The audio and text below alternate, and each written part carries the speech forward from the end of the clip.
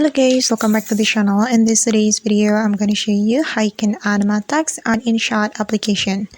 Alright guys, here I have already opened my InShot application on my phone and I have created a project as well. And let's just add the text first. So we can tap on the text option and tap on the text option again. And for example, I'm just going to type animation.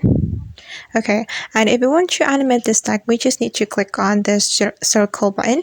Then we can select the animation that we want to apply to our text. And for example, I'm gonna go with loop animation. Then I'm going to select this one. I don't know what it is called, but I'm just going to select this one. Okay, and I'm going to zoom in. Alright, and we can adjust the animation right here guys. You can adjust the duration and also the speed of the animation. And after we're done, we just need to click on the check mark button. Okay, and now as you can see that the text has been animated.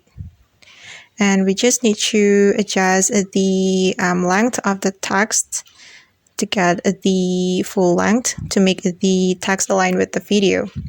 And alright guys, that's how we can animate text on InShot application. I hope this tutorial will be useful for you. Thank you so much for watching and see you on the next video.